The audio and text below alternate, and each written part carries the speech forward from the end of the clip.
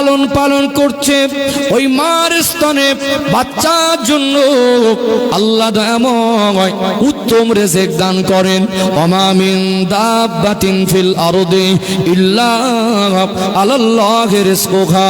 আমার আল্লাহ বলেন, দুনিয়াতে আমি আল্লাহ যাদেরকে পাঠিয়েছি তাদের রিজিকের জিম্মাদারি নিজে গ্রহণ করেছি।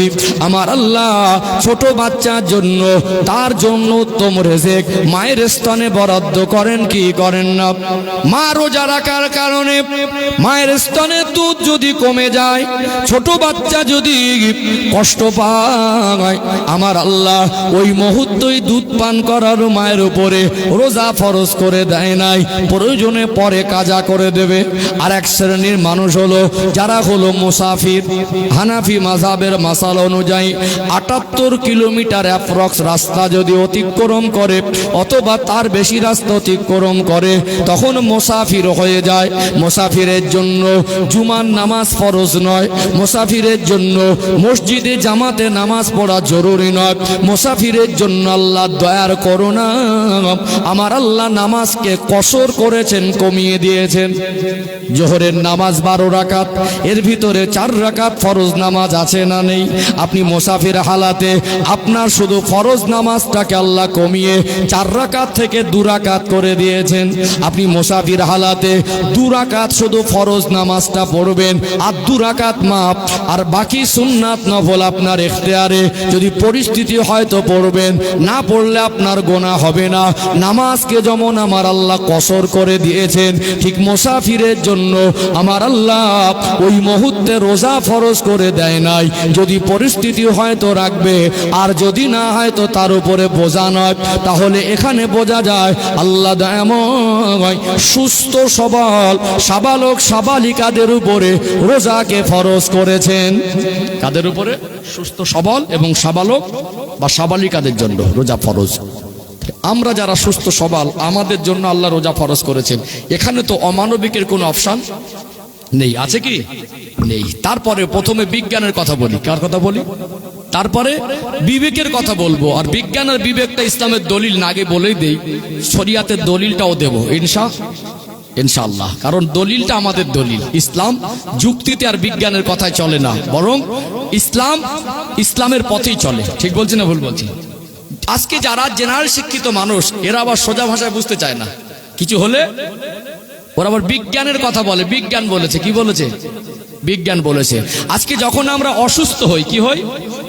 অসুস্থ হই যখন যাদের হাই সুগার, যাদের fatty liver, cholesterol, high pressure, যখন সিরিয়াস অবস্থা হয়ে যায়, গোটা শরীরটা আনব্যালেন্স হয়ে যায়, এক একটা অঙ্গ প্রত্যঙ্গে ইফেক্ট পড়ে, কখনো চোখে ঝাপসা দেখে, কখনো রাতের বেলা শরীর অসুস্থ হতে হতে আধ ঘন্টা 20 মিনিট পর পর টয়লেটে গিয়ে পেশাব করতে হয়, কাপড়ে চোপড়ে হয়ে যায়। এইবারে সুস্থ হওয়ার জন্য, সুস্থ থাকার জন্য ছুটে ছুটে ডক্টরের কাছে গিয়ে, ডক্টর বাবু কিভাবে ভালো থাকবো আপনি বলে দেন। ঠিক বলছি না ভুল বলছি? ডক্টরের কথাকে ভালো থাকার জন্য পুঙ্খানুপুঙ্খানুরূপে মানে। আর কিছু হলে জেনারেল শিক্ষিত মানুষ বলে বিজ্ঞান বলেছে। কি বলেছে? বিজ্ঞান বলেছে। বিজ্ঞানের বিশ্লেষণ ভুল আমি বলছি না, ভুল হতে পারে। আল্লাহ মানুষের কল্যাণের জন্য জীবনযাপনের যে নিয়ম পদ্ধতি ইসলাম দিয়েছে, এটা মানুষের জন্য কোনো ভুলের জায়গা নেই। আমি যদি বিজ্ঞানের ভাষায় বলি, এই 1400 বছর ইতিহাসে ইসলামকে নিয়ে আর কোরআনুল কারীমকে নিয়ে গোটা পৃথিবীতে বহু রাষ্ট্রে যারা ইসলাম বিদ্বেষী, ইসলামের চরম দুশ্মন, তারাও গবেষণা করেছে, রিসার্চ করেছে। 1400 বছর ধরে ইসলামকে নিয়ে গবেষণা করে, রিসার্চ করে একটাও আল্লাহর হুকুম যে মানুষের কাছে অমানবিক, অযৌক্তিক বা মানুষের জন্য বোঝা, এটাও তারা প্রমাণ করতে পারেনি। আজকে বর্তমান পরিস্থিতিতে চিকিৎসা বিজ্ঞান মেনে নিতে বাধ্য হয়েছে যে আল্লাহ যে ইসলাম ধর্মাবলম্বীদের জন্য আল্লাহ যে রোজা ফরজ করেছেন, এর ভিতরে শারীরিক কল্যাণ আছে। বলুন সুবহানাল্লাহ। আজকে চিকিৎসা বিজ্ঞান মেনে নিতে বাধ্য হয়েছে, শারীরিক কল্যাণ আছে। জাপানের একজন বিখ্যাত বিজ্ঞানী ওশোনারি ওশিমি এই রোজাকে নিয়ে গবেষণা করে সে অটোফেজি আবিষ্কার করেছে। কি আবিষ্কার করেছে? অটোফেজি, বিজ্ঞানের ভাষায় অটোফেজি। অটোফেজিটা কি? আমরা যারা রাতের বেলা খাওয়া দাওয়া করে কখনো ঘুমাই, বা আমরা মানুষ যখন ঘুমিয়ে যাই, আমরা ঘুমিয়ে গেলে, আমাদের অন্তর ঘুমিয়ে গেলে, চোখ কান ঘুমিয়ে গেলেও আমাদের শরীরের সব অঙ্গ প্রত্যঙ্গটা ঘুমায় না। আমাদের শরীরের হজম শক্তির যে কোষগুলো আছে, সকালবেলা উঠলেন খালি পেট, রাতের বেলা খেয়েছিলেন চেপে চেপে গলা সমান, যতটা লোড ক্ষমতা ছিল তার থেকে ওভারলোড করে দিলেন, এইবারে সকালবেলা উঠে দেখলেন সব হজম হয়ে গেছে, ঘুমাচ্ছিলেন তো। তাহলে হজম হয়েছে কোথা থেকে? আপনার শরীরের ভিতরে আল্লাহ যে পার্টস দিয়েছেন, হজম শক্তির যে কোষগুলো, তারা সারা রাত তাদের কাজ করেই গেছে। কথা ঠিক বলছি না ভুল বলছি? এই যে হজম শক্তি করা, আমরা তো ক্ষুধা সহ্য করিনি, ক্ষুধা লাগলে কিছু না কিছু পেটে দেই। ওদের রেস্ট হয় না, সারা বছর ওদের অবসর হয় না, রেস্ট হয় না। একটা সময় গিয়ে ওদের রেস্টের প্রয়োজন হয়। কিসের প্রয়োজন হয়? রেস্টের প্রয়োজন হয়। ওদের নিজেদের ভিতরে দুর্বল যারা আছে, দুর্বল কোষ, তাদের শক্তি সঞ্চয়ের প্রয়োজন হয়। যারা অসুস্থ, যখন একটা মানুষ সারাদিন না খেয়ে থাকবে, কিছুই না খাবে, তখন এই কিছু হজম করা হয়ে গেলে ওরা যখন অবসর পাবে, তখন ওদের ভিতরে যে নোংরা থাকে, ময়লা থাকে, সেগুলো নিজে নিজে ক্লিন করে। যারা অসুস্থ কোষ আছে তাদের মেরে ফেলে, এবং যারা দুর্বল আছে তারা শক্তি সঞ্চয় করে নিজে নিজে সবল হয়। বিজ্ঞানের ভাষায় অটোফেজি ভালো হয় কমপক্ষে 13 ঘন্টা এক ঢোক পানিও না খেয়ে থাকতে হবে। এটা তো বিজ্ঞান আজকে মেনে নিয়েছে। বিজ্ঞানের কথাটা আমাদের কাছে বড় নয়, আল্লাহর কথাটা আমাদের কাছে সব থেকে বড়। ঠিক বলছি না ভুল বলছি? বিজ্ঞান যদি নাও মানে, বিজ্ঞান যদি নাও স্বীকার করেন, লাপরোয়া, কোনো ব্যাপার নেই, আল্লাহর কথার ভিতরে আমাদের কল্যাণ আছে। আছে না নেই? তাহলে আজকে চিকিৎসা বিজ্ঞান মেনে নিয়েছে কি? যে রোজা রাখার ভিতরে শারীরিক উপকারিতা আছে। একটা মানুষ আল্লাহ যদি তাকে 60-70 বছর বা 100 বছর হায়াত দেয়, 100 বছর সুস্থভাবে সফলভাবে জীবন যাপন করতে গেলে একটা মানুষের জীবনের শরীরের সুস্থতা একটা অনেক বড় নিয়ামত।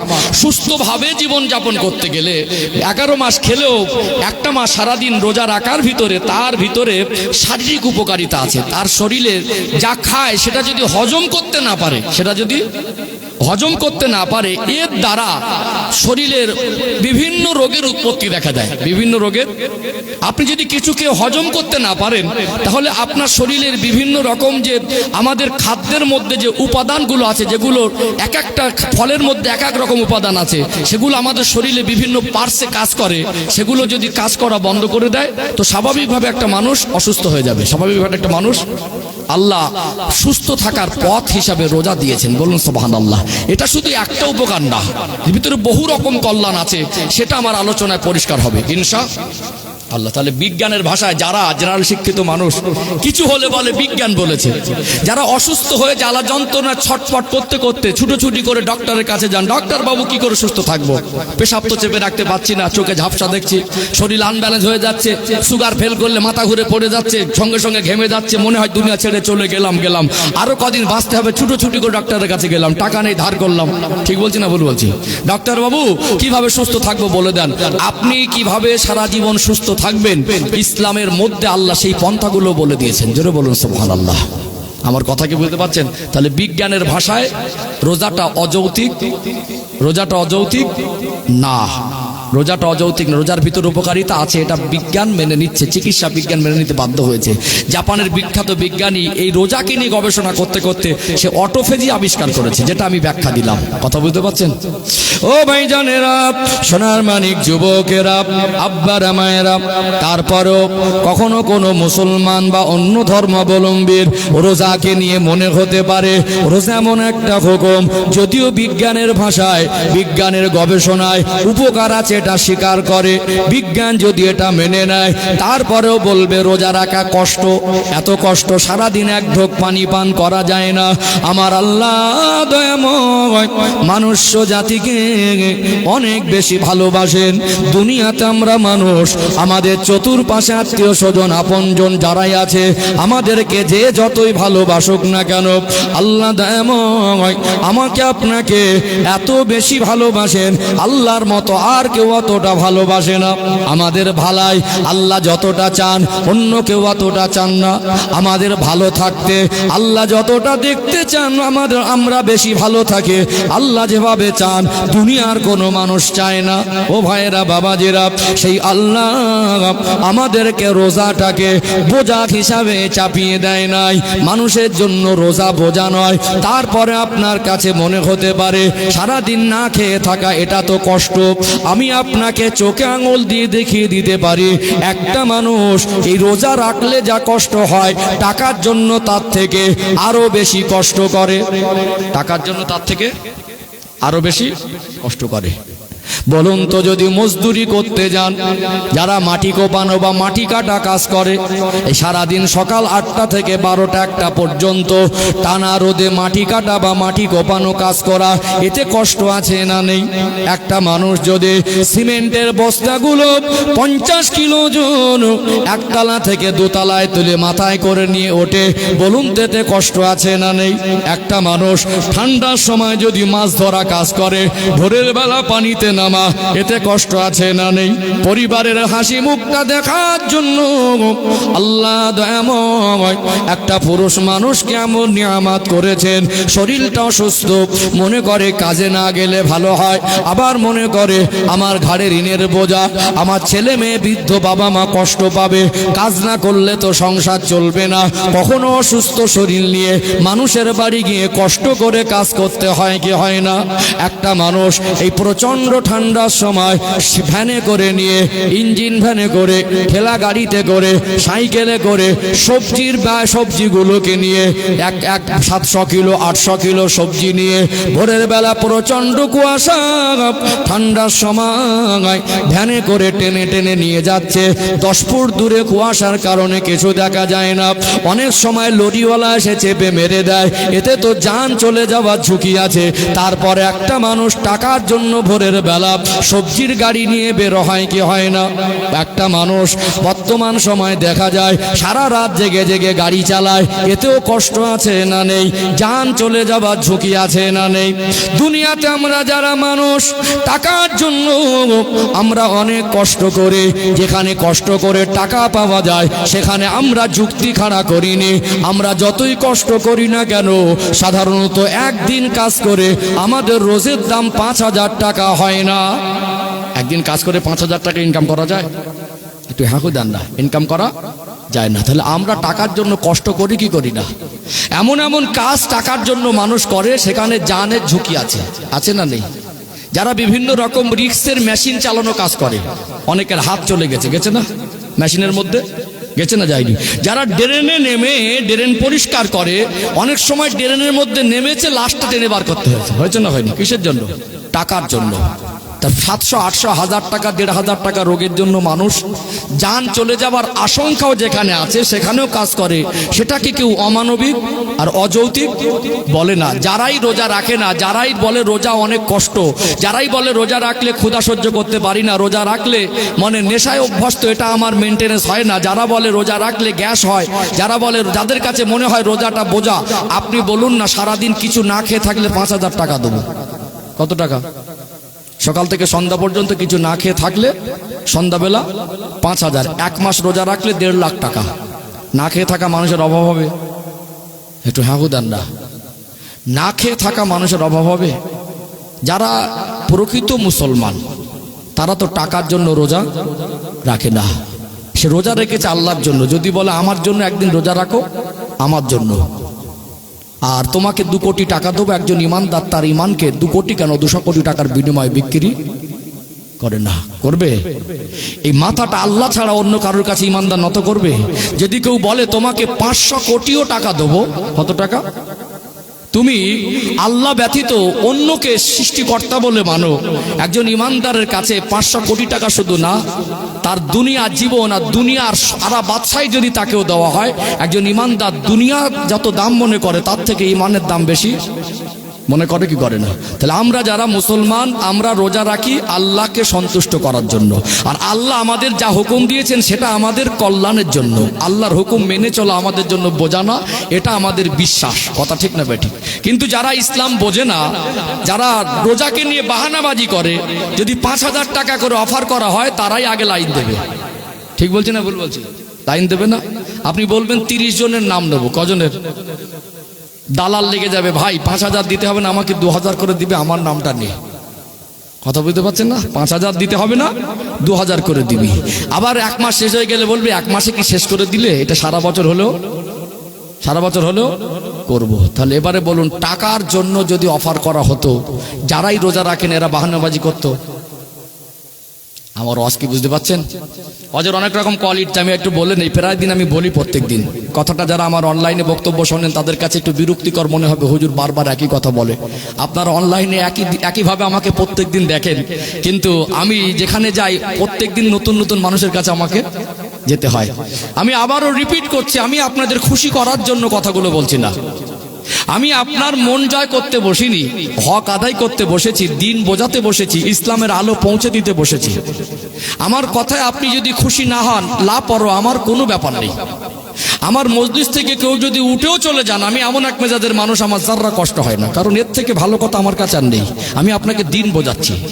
দিন বোঝাতে গিয়ে, আল্লাহর কথাগুলো মেপে মেপে বলতে গিয়ে, কোরআন হাদিস দিয়ে উদ্ধৃতি দিতে গিয়ে, আপনি যেভাবে বোঝেন আপনাকে সেইভাবে বোঝাতে গিয়ে, সঠিক দিনটা বোঝাতে গিয়ে আমি চেষ্টা করছি। এর থেকে ভালো কথা তো আমার কাছে নেই।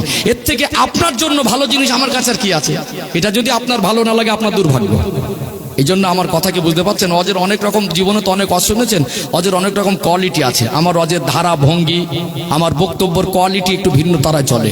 সেটা আরো আলোচনার সময়ের সাথে সাথে পরিষ্কার হবে ইনশাআল্লাহ। তাহলে প্রথম কথা বলেছি, বিজ্ঞানের ভাষায় যারা ডক্টরের পরামর্শ মানে ভালো থাকার জন্য, যারা বিজ্ঞানের কথা দিয়ে দলিল দেয়, বিজ্ঞানের কথা নাচানাচি করে, তাদের জন্য জবাব আছে না নেই সেটা অলরেডি পরিষ্কার করে দিয়েছি। যারা যুক্তি খোঁজে, কি খোঁজে?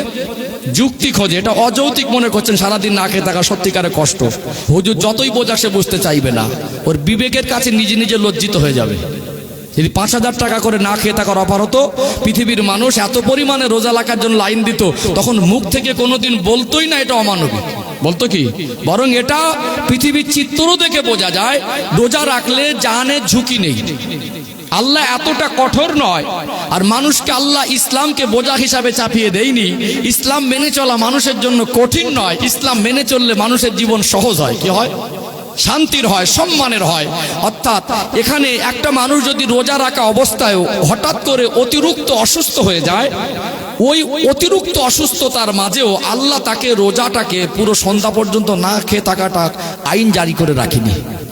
সুস্থ মানুষ রোজার নিয়ত করেছেন, হঠাৎ দুপুরবেলা অসুস্থ, এত অতিরিক্ত অসুস্থতার কারণে আপনি চাইলে রোজাটাকে ভেঙে দিতে পারবেন। তবে খামখেয়ালি করে, ইচ্ছা মতো, তামাশার মতো করে আপনি ইচ্ছাকৃত রোজা ভাঙলে আপনার জন্য সাজাটাও কঠিন আছে। কথা কি বুঝতে পারছেন? তাহলে আল্লাহ এতটা নির্দয়া না যে একটা মানুষ অসুস্থ হয়ে গেলে সে রোজা ভাঙতে পারবে না। এতে জানের ঝুঁকি আছে কি নেই? জানের ঝুঁকি নেই। অথচ আমরা এমন কিছু কাজ টাকার জন্য করি, তাতে আমাদের জানের ঝুঁকি আছে। আছে না নেই? জানের ঝুঁকি আছে। মানুষ বলল, ভাই এই গাড়িটাকে নিয়ে আমাকে একটা না, সবজির গাড়ি বলুন, ফলের গাড়ি বলুন, যারা সবজির গাড়ি, মাছের গাড়ি, ফলের গাড়ি চালায়, এদেরকে একটা লিমিট বেঁধে দেয়। কি বেঁধে দেয়? লিমিট বেঁধে। অনেক সময় একটা অসুস্থ ব্যক্তিকে হসপিটালে নিয়ে যেতে গিয়ে অ্যাম্বুলেন্স যেভাবে স্পিডে গতিতে যায়, আমি আমার এই জীবনে অ্যাম্বুলেন্স অ্যাক্সিডেন্ট হতেও দেখেছি। বুঝতে পারছেন না? রুগীকে বাঁচাতে নিয়ে গিয়ে ড্রাইভার রুগী হয়ে গেছে, ড্রাইভারও রুগী হয়ে গেছে। তাহলে টাকার প্রসঙ্গ আসলে আমরা রোজাকে কেউ কোনোদিন অমানবিক বলতাম না। কথা কি বুঝতে পারছেন?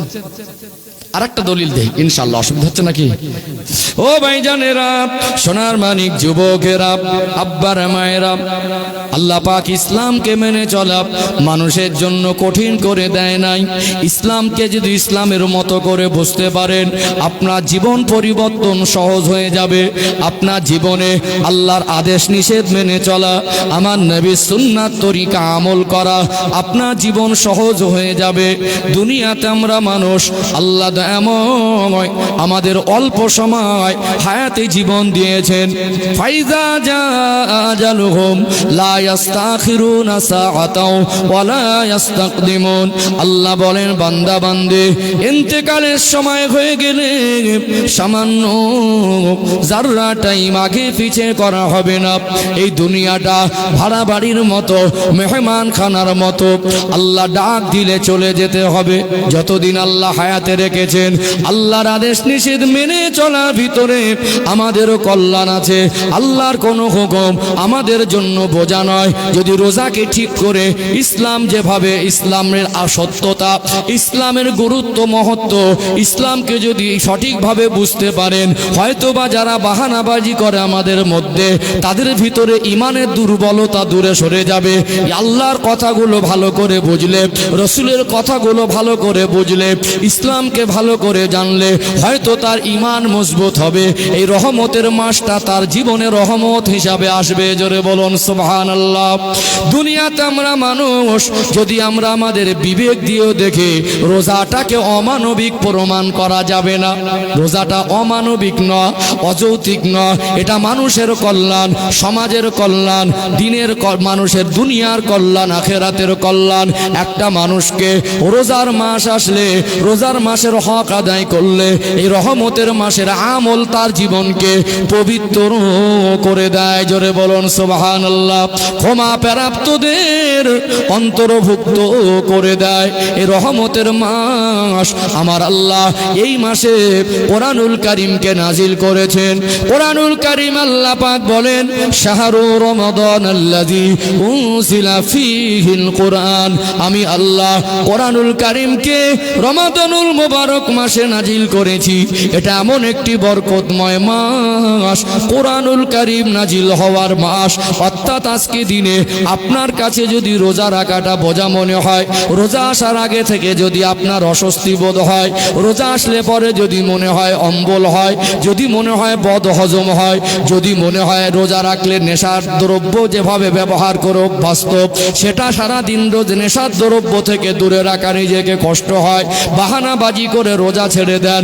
যারা ইসলাম বিদ্বেষী মনোভাবা, যারা নাস্তিক, আর আমাদের মধ্যে যারা অবুঝ, ইসলামকে বোঝে না, ইমান দুর্বল, তারা যারা রোজাকে অমানবিক মনে করে, একটু আর একটা পয়েন্ট তুলে ধরে, অমানবিক তো লাগবে না, বুঝতে পরিষ্কার হয়ে যাবে। ও ভাইজানেরা, সোনার মানিক যুবকেরা, আব্বারা মায়েরা, আল্লাহ দয়াময় আমাদের যে সন্তান দিলেন, আমরা যারা সন্তানের বাবা মা, বলুন তো দেখি আমাদের সন্তানের উপরে আমাদের দয়া মায়া বেশি না কম? সন্তানের উপর দয়া মায়া, আল্লাহ দয়াময় সন্তানের জন্য বাবা মাকে এমন নিয়ামত করেছেন। একটা সন্তানের প্রতি বাবা মার এত দয়া মায়া আল্লাহ দিয়েছেন। দুনিয়াতে আমরা মানুষ, আমাদেরকে সব থেকে যদি কেউ ভালোবাসেন, আল্লাহ ভালোবাসেন। তারপরে যদি কেউ আমাদের ভালাই চানার বেশি ভালোবাসেন, আমাদের নবী ভালোবাসেন। তারপরে আমাদের প্রতি আল্লাহ এবং রসুলের পরে কারোর যদি অবদান বেশি থাকে, আর কারোর যদি ভালোবাসা বেশি থাকে, সেটা হলো আমরা যারা সন্তান আমাদের বাবার আর মার। এই জন্য আল্লাহর ইবাদতের পরে বাবা মার সেবা করা হলো আল্লাহর হুকুম, বাবা মার সঙ্গে সদাচরণ করা হলো আল্লাহর হুকুম। ও ভাইরা বাবাজিরা, আল্লাহ দয়াময় বাবা মার অন্তরে সন্তানের জন্য আলাদা রকম মায়া দিয়েছেন। সাধারণ মানুষের মধ্যে তার বাবা মা তাকে যতটা ভালোবাসে, আপনার চতুর্পাশে ঘুরে বেড়ানো মানুষগুলো আপনাকে অতটা ভালো আর কেউ বাঁচতে পারবে না। অর্থাৎ একটা বাচ্চা যদি অসুস্থ হয়ে যায়, সব থেকে বেশি কষ্ট হয় তার বাবার আর মার। একটা বাচ্চার গায়ে যদি কোথাও একটা কাঁটা ফুটে যায়, ওই কাঁটা ফোটার যন্ত্রণাটা শুধু মনে হয় বাচ্চার শরীরের মধ্যে সীমাবদ্ধ নয়। কেমন যেন আজকে বর্তমান সময় টেকনোলজি ব্যবহার করে, আমরা মোবাইল ব্যবহার করে, ফাইল ট্রান্সফার করে, ব্লুটুথ একজনের সঙ্গে একটা মোবাইলে আর একটা মোবাইলের সঙ্গে কোনো ওয়্যার বা তারের কানেকশন নেই, সেখানে ব্লুটুথের মাধ্যমে, ইজি শেয়ারের মাধ্যমে, কুইক শেয়ারের মাধ্যমে, ফাইল ট্রান্সফার বিভিন্ন অ্যাপের মাধ্যমে একটা ছবি বা একটা ভিডিও বা একটা কোনো ডকুমেন্টসকে আমরা একটা মোবাইল থেকে আর একটা মোবাইলে ট্রান্সফার করি। এই একজনের সঙ্গে আর একজনের ওয়্যারের কানেকশন না থাকলে তাদের ভিতরে, আইসির ভিতরে যে কানেকশন আছে, ঠিক আমার আল্লাহ বাবা মায়ের সঙ্গে সন্তানের একটা অন্তরের কানেকশন রেখেছে না রাখে নাই? রেখেছে না? এখানে কোনো ওয়্যার তার সংযোগ লাগে না। সন্তান কষ্ট পেলে কষ্টটা ডাইরেক্ট বাবা মার হৃদয়ে এসে ধাক্কা লাগে। কাঁটা ফুটেছে বাচ্চার শরীরে, আর যন্ত্রণা হচ্ছে বাবা মার কলিজার ভিতরে। হয় কি হয় না? একটা বাচ্চা যদি অন্য প্রতিবেশীর বাচ্চার সঙ্গে ঝগড়া করতে গিয়ে মারামারি করে যদি বাচ্চার শরীরে কোথাও কেটে যায় বা বাচ্চাকে একটু বেশি করে আঘাত দিয়ে দেয়, বাবা মা এত মায়া মহব্বত করে, এই বাচ্চার আঘাত সহ্য করতে পারে না, রাগম্বিত হয়ে যায়, ধৈর্য হারা হয়ে যায়। প্রতিবেশীর সঙ্গে মাঝে মাঝে বড় বড় গার্জেনরা এর পরে প্রথমে বাচ্চারা ভুল বোঝাবুঝিতে ঝগড়া করেছে, বাচ্চার আঘাত লেগেছে, বাবা মা এত কষ্ট পেয়েছে, পরে প্রতিশোধ আর বদলা নিতে গিয়ে উভয় গার্জেনদের মধ্যে ঝগড়া বেঁধে যায় কি যায় না? যে বাচ্চাকে এত মায়া করেন, যে বাচ্চাকে এত মহব্বত করেন, আপনি বাবা হয়ে, আপনি মা হয়ে কি পারবেন আপনার বাচ্চার শরীরে ব্লেড দিয়ে কোথাও 2 ইঞ্চি যে পরিমাণে 1 ইঞ্চি ডিপ করে কেটে দিতে পারবেন? আপনি আপনার বাচ্চার শরীরে কোথাও ব্লেড দিয়ে, ব্লেড এমনি ধার হয়, ব্লেড এমনি ধার জিনিস, বাচ্চার শরীরে কোনো একটা অংশে 2 ইঞ্চি আপনি নিজে হাতে কাটতে পারবেন? সুস্থ বাচ্চা পারবেন না, কষ্ট হবে। কি হবে? কাঁটা ফুটলে কষ্ট হয়, আর আপনি নিজে হাতে কি করে ব্লেড বসাবেন? আল্লাহ আমাদের বাচ্চাদের সুস্থ রাখুক, বলেন আল্লাহুম্মা আমিন। আমি উদাহরণ দিচ্ছি, যদি একটা বাচ্চা অসুস্থ হয় আর ডক্টরখানায় নিয়ে যান, ডক্টর পরীক্ষা নিরীক্ষা করে বিভিন্ন রকম পরীক্ষা করার পরে ডক্টর যদি বলে বাচ্চাটার হার্টের প্রবলেম, এই বাচ্চাটার হার্ট অপারেশন করতে হবে, ওপেন সার্জারি করতে হবে, আপনাকে 5 লক্ষ টাকা মতো খরচ বাবদ দিতে হবে, বন্ডে সই করে দিতে হবে। যদি মরা বাঁচা, এর জন্য আমরা দায়বদ্ধ থাকবো না, কেন সিরিয়াস একটা operation, open surgery, heart operation, মানে বাচ্চাটার কমপক্ষে 4 ইঞ্চি 8 ইঞ্চি বুকটা চিরতে হতে পারে। কয় ইঞ্চি? 8 ইঞ্চি বুকটা কাটা লাগতে পারে, 5 লাখ টাকা দিতে হবে। আর অপারেশন চলাকালীন বাচ্চাটা যদি মারাও যায়, আপনি হসপিটাল কর্তৃপক্ষ বা ডক্টরকে দায়ী করতে পারবেন না। এরকম একটা কঠিন সিদ্ধান্ত আমরা কেন নেই? ভালো করে বুঝবেন আমার কথাগুলো। এইরকম একটা কঠিন সিদ্ধান্ত আমরা কেন নেই? বাচ্চা অসুস্থ, যখন এইরকম একটা সিদ্ধান্তে পৌঁছাচ্ছে অপারেশন করতে হবে, একজন বাবা আর মা কেন নিচ্ছে? তার ভালাইয়ের জন্য। কিসের জন্য? কিসের জন্য? তার সুস্থতার জন্য, তার ভালোর জন্য, তার ভালোর জন্য। আপনি বাবা হয়ে যে বাচ্চার গায়ে কাঁটা ফুটলে আপনার তার যন্ত্রণা শরীরের, আর সেই অংশটা আপনার কলিজার ভিতরে এসে অংশগ্রহণ করত। যে বাচ্চা হোঁচট খেয়ে পড়ে গেলে চিৎকার মেরে কাঁদলে ওই কষ্টটা আপনার কলিজায় ধাক্কা লাগতো। যে বাচ্চার গায়ে আপনি ব্লেড দিয়ে 2 ইঞ্চি কাটতে পারবেন না, সেই বাচ্চার 8 ইঞ্চি বুক চেরার হুকুম দিচ্ছেন, 5 লাখ টাকা দিচ্ছেন, মরা বাঁচা লিখে দিচ্ছেন, কেন? তার ভালোর জন্য। কিসের জন্য? সাধারণ মানুষ, ডক্টররা তাদের অভিজ্ঞতা আর যোগ্যতার ভিত্তিতে দেখেছে এত একটা বড় সিদ্ধান্ত নেওয়ার পিছনে এর ভালো আছে, তাই। কি আছে তাই? তাহলে একজনের ভালোর জন্য আমরা মানুষ এরকম সিদ্ধান্তে পৌঁছাই, মরা বাঁচাটা তখন অমানবিক মনে হয় না, 4 ইঞ্চি 8 ইঞ্চি বুক চিরে ফেলাটা তখন অমানবিক মনে হয় না। কারণ আমরা যখন কনফার্ম হই এর ভিতরের ভালো আছে, এর ভিতরের ভালো আছে। আপনার সিদ্ধান্ত, আপনার গবেষণা, আপনার চিকিৎসা, আমি ভুল বলছি না, ভুল হতে পারে, কখনো কখনো চিকিৎসা ভুলও হয়। ঠিক বলছি না ভুল বলছি? কারণ আপনি ভালো বুঝে কখনো আপনি ভুল বশত এরকম একটা সিদ্ধান্ত নিতে পারেন। মানুষের সিদ্ধান্তে ভুল হতে পারে। আল্লাহ ইসলাম নামক জীবন ব্যবস্থার মধ্যে যেটা দিয়েছেন মানুষের কল্যাণের জন্য, এর ভিতরে ভুল তো দূরের কথা, সন্দেহের অবকাশ থাকতে পারে না। তাহলে যখন একটা মানুষের, একটা ছোট বাচ্চা যার আমাদের কলিজার টুকরা মনে করি, তার বুক চেরা 8 ইঞ্চি মরা বাঁচা লিখে দেওয়াটা অমানবিক মনে হয় না, ভালোর জন্য। তা আল্লাহ যদি 60-70 বছর আমাদের হায়াত দেন, এই 60-70 বছর সুস্থভাবে বেঁচে থাকার জন্য যদি মাসে, প্রত্যেক বছরে 1 মাস করে আল্লাহ না খেয়ে থাকার হুকুম দেন, এটা কেন অমানবিক হবে? ওটা যদি অমানবিক না হয়, ওটা যদি ভালোর জন্য হয়, এটাও তো ভালোর জন্য, তো এটা কেন অমানবিক হবে? এটা কেন? আমার কথা কি বুঝতে পারছেন? রোজাকে অমানবিক বলতে পারবে কেউ? অমানবিক বলতে পারবে না, অনার্থক বলতে পারবে না। তাহলে আপনার বিবেকের কাছে আপনি নিজে লজ্জিত হবেন। আজকে বাহানাবাজি করে রোজা রাখছেন না, কাল আপনার শরীর যখন অসুস্থ হবে তখন এই বাহানাবাজির উল্টো দিকে ছুটতে হবে। কোন দিকে?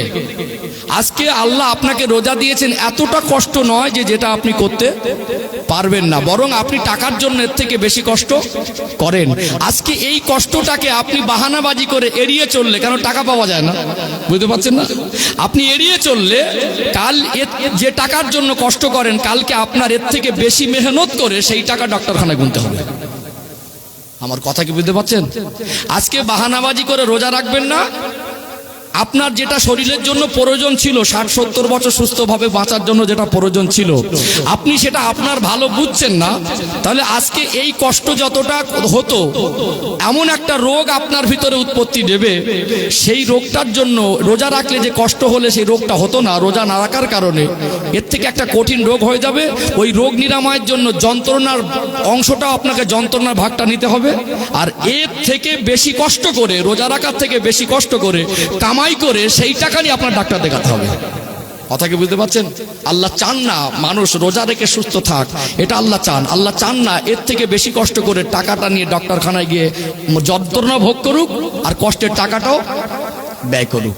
একজন গার্জেন সুস্থ থাকলে পরিবার ভালো থাকে। একজন গার্জেন সুস্থ থাকলে পরিবার ভালো থাকে। একটা গার্জেন অসুস্থ হয়ে গেলে পরিবার অসুস্থ হয়ে যায়, ভেঙে পড়ে, দুঃখ ছায়া নেমে আসে। এই জন্য আমাদের সুস্থ থাকতে হবে। কি থাকতে হবে? সুস্থ থাকতে হবে। আল্লাহ তৌফিক দান করেন, বলেন আল্লাহুম্মা আমিন। আলোচনা মগজে ঢুকছে, আমি খুব তাড়াহুড়ো করছি না, চাপাচাপি করছি না, ঠান্ডা মাথায় পাট পাট করে, যাতে আমাদের মরা বিবেক জাগ্রত হয়, যাতে আমরা অন্ধকারে ডুবে আছি, এই অন্ধকার থেকে আমাদের সামনে ইসলামের আলোর পথ পরিষ্কার হয়, যাতে আমরা অন্ধকারে নোংরা জায়গায় ডুবে থাকা জীবনকে টেনে তুলে ইসলামের পথ ধরে আল্লাহ সন্তুষ্টি অর্জন করতে পারি, কবরে গিয়ে জান্নাতের টুকরায় থাকতে পারি। আর ওই পথ ধরে আনি'বুদুনি হাযা সিরাতুম মুস্তাকিম, আল্লাহ বলেন তোমরা আমারই ইবাদত করো, এটাই তোমাদের জন্য সোজা রাস্তা। ইসলামের আলোর পথ ধরে জীবন যাপন করে জাহান্নাম থেকে মুক্তি পেয়ে আল্লাহর দয়া জান্নাত পর্যন্ত পৌঁছে যেতে পারি। এই জন্য আলোর পথটা আপনার কাছে আমি পরিষ্কার করে দিচ্ছি। বুঝতে অসুবিধা হচ্ছে? মাশাআল্লাহ, অনেক ভালো পরিবেশ, অনেক মানুষ এসেছেন। একটু মাঝে মাঝে তাকবীর না দিলে আবার একঝিমি লেগে যাবে। একটু তাকবীর দেন তো, না আর এই তাকবীর। মাশাআল্লাহ, আর একটু প্রাণ ভরে না আর এই তাকবীর। শাওরা গেরাম নাকি? হ্যাঁ, সিলসিলায় হক মুজাদ্দেদে জামান হিজবুল্লাহ শাওরা গ্রামবাসী বিন্দু, এ মাহফিলের কমিটির সাহেবানগণ, নারে তাকবীর। আলহামদুলিল্লাহ। সম্মানিত ভাইরা, তাহলে বুঝে আসছে রোজাকে কি কঠিন মনে হলো? আজ থেকে কঠিন মনে হবে? তাহলে এখানে যারা আমার আওয়াজ শুনছেন বসে স্পটে, যারা হয়তো আসেননি, দূর থেকে আমার আওয়াজ শুনছেন, যারা অনলাইনের মধ্যে আমার আওয়াজ শুনছেন, আমি বলবো কষ্ট হলেও রোজা রাখেন। সামনে যে রোজা এসেছে, এটা বাহানাবাজি করে, পাকামো করে, বেশি বুঝদার হয়ে চালাকি মারতে গেলে ওই চালাকির গর্ত যেটা খুঁড়ছেন, ওই গর্ত আপনাকে পড়তে হবে, রাস্তা নেই। ঢিলটা উপরে শুনলে মাথা বরাবর কোথায় পড়বে? নিজের উপরে। এই চালাকির ভোগ আপনাকেই ভুগতে হবে। চালাকির ভোগ আপনাকে না, আল্লাহ আপনার ভালো চাইছেন, আর আপনি মাতব্বারি করে ভালোর পথে এড়িয়ে খারাপ পথে চাইছেন। আপনার এর ভোগান্তি আজ না হয় কাল ভুগতে হবে। অর্থাৎ কষ্ট হোক, আল্লাহর জন্য করব। এটা আমাদের শারীরিক উপকারিতা আছে, আমি প্রমাণ করলাম। এটা অমানবিক না, এটা প্রমাণ করলাম। বরং এটা কোন যুক্তি দিয়ে মানুষের কাছে আল্লাহ কঠোরতা অবলম্বন করেছে এটাও বলা যাবে না। আমি আসবো এবারে রোজার গুরুত্ব, মহত্ব, ফজিলত, আর রোজা যে আয়াত দিয়ে আল্লাহ ফরজ করেছেন লাআল্লাকুম তাত্তাকুন, যাতে তোমরা মুত্তাকি হতে পারো। আমি তো এতক্ষণ বিজ্ঞানের কথা বলেছি, যুক্তি দিয়েছি, বুদ্ধি দিয়েছি, এবার আমি শরিয়াতের কথাগুলো একটু বলি। ইনশাআল্লাহ এর ভিতর উপকার আছে। মুত্তাকি হওয়ার কটা অপশন আমি বার করে দেবো ইনশাআল্লাহ। আল্লাহ যে বলেছেন লাআল্লাকুম তাত্তাকুন, যাতে তোমরা মুত্তাকি হতে পারো, এই মুত্তাকি হওয়ার অপশনগুলো আজ খুঁজে বের করে নেবো ইনশাআল্লাহ। আমরা শুধু রোজা রাখবো না, আমাদের জীবন পরিবর্তন করে আমরা মুত্তাকি হয়ে যাব। অপশনটা খুঁজে নেবো ইনশাআল্লাহ। ও ভাইজানেরা, সোনার মানিক যুবকেরা, আব্বারা মায়েরা, আল্লাহ দয়াময় কোরআনুল কারিমে সূরাতুল বাকারার 183 নম্বর আয়াতে জানিয়ে দেন, ইয়া আইয়ুহাল্লাযীনা আমানু কুতিবা আলাইকুমুস সিয়াম বললাম, হে বিশ্বাসী বান্দা বান্দিরা, আমি আল্লাহ তোমাদের উপরে রমাদানের রোজাকে ফরজ করে দিয়েছি, কামা কুতিবা আলাল্লাযিনা মিন ক্বাবলিকুম, যেমন তোমাদের পূর্ববর্তীদের উপরে ফরজ করা হয়েছিল, লাআল্লাকুম তাত্তাকুন, যাতে তোমরা মুত্তাকি হতে পারো। মুত্তাকি হওয়ার অপশন এই রহমতের মাসে আল্লাহ দিয়েছেন। এই রহমতের মাস আমার আল্লাহ মোমেন বান্দা বান্দিদের জন্য নেকির পাল্লা ভারী হওয়ার মাস হিসাবে আল্লাহ রহমত নেকির পাল্লা ভারী করে নেওয়ার সুযোগ আমার আল্লাহ এই রহমতের মাসে দান করেছেন। বলুন সুবহানাল্লাহ। আল্লাহ পাক আমাদের তকদির, আমাদের নসিব, আমাদের কপালকে আমার আল্লাহ অনেক বড় করেছেন। আমরা হলাম শ্রেষ্ঠ নবীর উম্মত। আল্লাহ পাক যদি মনে করতেন আমাকে আপনাকে শ্রেষ্ঠ নবীর উম্মত না করে অন্য কোন নবীর উম্মত করে যদি দুনিয়ায় পাঠাতেন, আমাদের কিছুই করার ছিল না, কিছুই করতে পারতাম না। পৃথিবীতে যত মানুষ এসেছিলেন, আজকে গোটা পৃথিবীর মানচিত্রে যত মানুষ হাতে আছে, কিয়ামত পর্যন্ত যত মানুষকে আল্লাহ দুনিয়ায় পাঠাবেন, মানুষের আসার সময় বেশি আগে পরে হতে পারে, মানুষের হায়াত বেশি কম হতে পারে, কিন্তু মানুষের শরীরের ভিতরে যে রূহ আছে, জান আছে বলে আমরা জীবিত, এই রূহের বয়স বেশি কম নয়। আমার আল্লাহ রূহ জগৎকে সৃষ্টি করেছিলেন, রূহের বয়স হলো একই। আমার আল্লাহ রূহ জগৎকে সেদিন সম্বোধন করে বলেছিলেন, আলাস্তু বিরব্বিকুম, হে রূহ জগৎ বলো বলো, আমি কি তোমাদের প্রভু রব নয়? রূহ জগৎ থেকে সেদিন আমরা বলেছিলাম, ক্বালু বালা, নিশ্চয়ই আপনি আমাদের রব। অর্থাৎ রূহ জগৎকে আমার আল্লাহ সৃষ্টি করেছিলেন। আমরা আমাদের আগমনের সময় আগে পিছে হতে পারে, আমাদের হায়াত বেশি কম হতে পারে, রূহের বয়স কিন্তু বেশি কম নয়। রূহ জগৎকে আল্লাহ সেদিন প্রশ্ন করেছিলেন না করেন নাই? অর্থাৎ রূহ জগৎ যদি একসঙ্গে আল্লাহ বানান, সমস্ত রূহকে আজ থেকে 1500-2000 বছর আগে একজন নবীকে আল্লাহ দুনিয়ায় পাঠিয়েছিলেন, সেই সময় যদি আমার আল্লাহ আমাকে আপনাকে দুনিয়ায় পাঠাতেন, আমাদের তো কিছুই করার ছিল না। আল্লাহর অফুরন্ত দয়া, আল্লাহ পাকের অফুরন্ত করুণা, রূহের জগৎ থেকে আমার আপনার মতো গুনাহগারদের রূহগুলোকে আমার আল্লাহ বাছাই করে বাছাই করে বাছাই করে বাছাই করে আলাদা করে রেখে দিয়েছিলেন যে এই সমস্ত রূহগুলো হবে আমার প্যারা হাবিবের উম্মত। জোরে বলুন সুবহানাল্লাহ। আল্লাহ পাক তার প্রিয় হাবিব নূর নবী, দয়ার নবী, মায়ার নবীকে আমার আল্লাহ সমস্ত নবীর পরে পাঠালেন, আর আমাদের রূহগুলোকে আমার আল্লাহ আমার রাসূলের উম্মত হওয়ার মতো সুযোগ দান করে দিয়েছেন।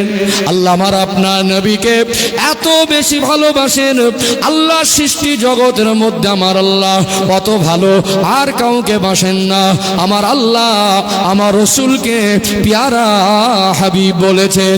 আমার নবীকে আল্লাহ না বানালে কুল কায়নাত বানাতেন না।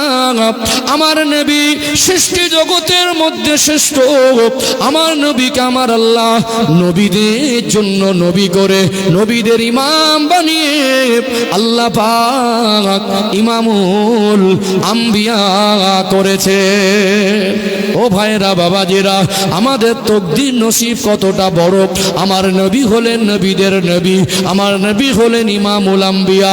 আমার নবীকে যেমন আল্লাহ ভালোবাসেন, আমার নবীর সম্মান মাকাম মর্যাদা আল্লাহ যেমন বেশি করে দিয়েছেন, আমার আল্লাহ শ্রেষ্ঠ নবীর উম্মাতদেরকেও আমার নবীর সম্মান আর তাজিমের খাতিরে অন্য নবীর উম্মাতের থেকে আমার আল্লাহ আমরা শ্রেষ্ঠ নবীর উম্মাত আমাদের নসিবটাকে বড় করে দিয়েছেন। একবার একটু ইতিহাস ভেবে দেখুন। আল্লাহ পাক অন্যান্য নবীর উম্মাতদের, অন্যান্য নবীকে 500 বছর, 700 বছর, 1000 বছর হায়াত দিয়েছে না দেয় নাই? কোন কোন মানুষ 1000 বছর হায়াত পেল। আল্লাহ তার শ্রেষ্ঠ নবীকে এত ভালোবাসার পরে, আল্লাহর প্রিয় হাবিবকে আল্লাহ তো মহব্বত করার পরে আমার নবীর হায়াতটা কমিয়ে আল্লাহ 63 বছর দিলেন। আর তার শ্রেষ্ঠ নবীর উম্মাতেরও হায়াতটা কমিয়ে আল্লাহ অ্যাপ্রক্স কিয়ামতের কাছাকাছি কাছাকাছি, যেহেতু এটা আখেরি জামানা, শেষ জামানা, ঠিক হায়াতটা আমাদের যেন অ্যাপ্রক্স 63-র কাছাকাছি যায়। ব্যতিক্রম যদি কেউ যায় তো বেশি গেল, তার আগেও চলে যেতে খেতে পারে। আসার যে সিস্টেম আছে, যাওয়ার কোনো সিরিয়াল নাই। ও ভাইজানেরা, সোনার মানিক যুবকেরা, আব্বারা মায়েরা, একজন নবীর উম্মাত যদি 1000 বছর দীর্ঘ লম্বা হায়াত পান, বলুন তো 1000 বছর ধরে ইবাদত করলে যতটা নেকি অর্জন করা যাবে, 60-70 বছর হায়াত পেয়ে কি অতটা নেকি অর্জন করা সম্ভব? সম্ভব হবে? 1000 বছরের কথা 60 থেকে 70 বছর। তাহলে আমার রাসূলের উম্মতের বয়স যদি একদম 60-70 বছর হয়, অন্যান্য নবীর উম্মতের বয়স যদি 1000 বছর হয়, তার 1000 বছরে অনেক নেকি অর্জন করবে।